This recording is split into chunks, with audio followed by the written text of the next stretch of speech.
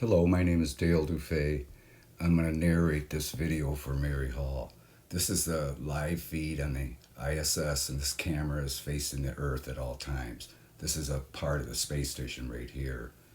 And down here is part of the solar panel, which moves and can be in almost any position in the view at any given time. It operates to capture the sun, optimally. So this is always going to be there, and this is always going to be facing the Earth. And then the camera is 265 miles from the surface of the Earth, and the space station is going 17,500 miles from west to east with the rotation of the Earth.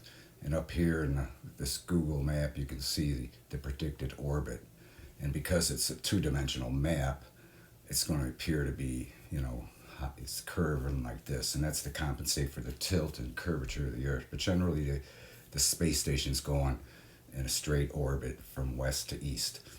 And usually, anomalies are captured just when it's reaching the terminator, and the light captures the sunlight, captures the space station, and focuses in the camera a little more, but not too much. Like when it's clear daytime or clear night, you don't see anything, whether there's anomalies below the camera or not.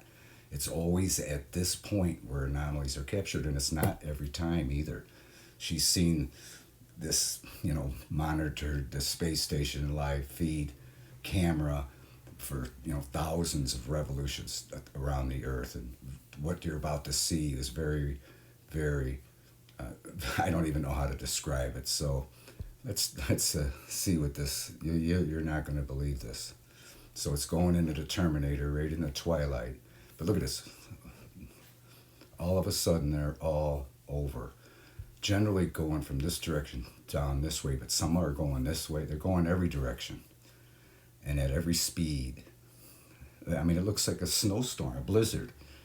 But that is not natural. Those are, they're not dust particles. They're going too fast. The speed is variable on each one. The directions, look, some going straight up. You could literally freeze this and capture 100 objects in each frame. So this is a 5-minute video. There's literally thousands of these. Some very close, some very far, some very fast, some very slow. And some are perpendicular with the orbit, some are with the orbit, some are off at an angle. Most of them are from up here down this way. So that would be from here going across like this relative to the space station. And so it's look at this one going slow, opposite direction. This is phenomenal. Again, if this was like during the day, the bright sunlight, these wouldn't be visible at all. Or if it was on the dark side of the Earth, they wouldn't be visible at all either. But this is phenomenal. This is something she's never seen before. And I really don't know how to describe it. And down here you can see a light. That's obviously a city on the Earth that's going, so anything going like that is on the Earth. But here's a cloud here. But all these are anomalous. They are just, they're not normal. And like I said, she doesn't see this at all every time. This is rare.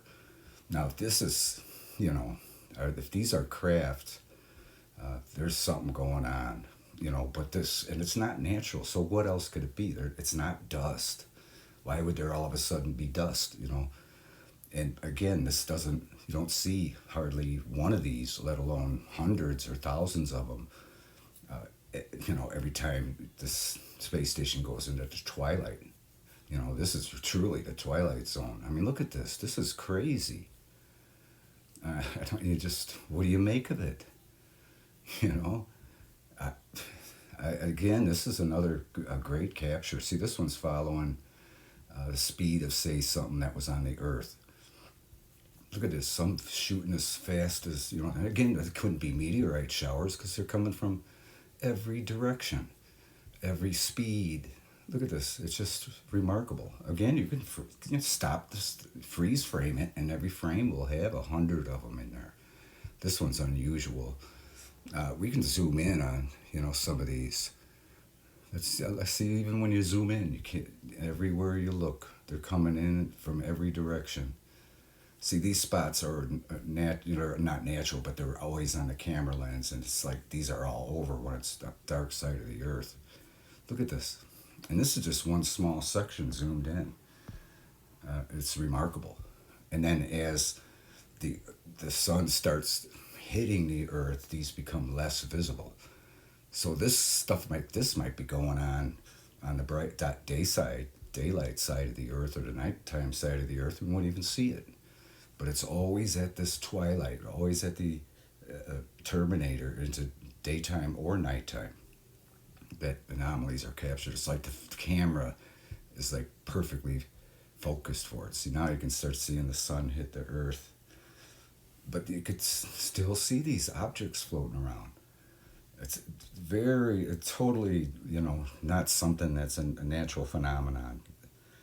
I mean, it's just remarkable. See how that one just kind of stopped and it's now going, look at this. You still can barely see them. There might be dozens or hundreds of them down there right now, but they're being washed out from the sun, the sunlight. See how they're starting to really fade out? And then once it gets, ironically, they cut the feed coming up real shortly here. And that's, to me, they should have cut it earlier. That maybe they wanted to, here, so you could actually still see this one. And that's not on the earth. This is between the earth and the camera. See how it just disappeared? It just got washed away from the sunlight. It's remarkable. See how the sun's capturing this, because this is much higher than the earth's. It's 265 miles from the surface of the earth. And again, it's going 17,500 miles an hour from west to east. And see, now the sun's fully taken over the surface of the earth. You can see it up here on predicted orbit. And here you can see it kind of end in a cycle. But this is a remarkable cap. See how they cut the feed right now?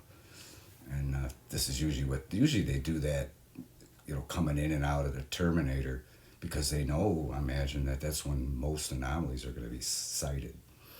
So let Mary know what you think, and give her a good thumbs up. She works hard at this, and I'm only all too glad to narrate it for her, especially these unusual ones. How do you explain it? It's hard enough to explain, just talking about it, let alone trying to type things in and what's this, So let her know what you think, and by all means, subscribe to her channel.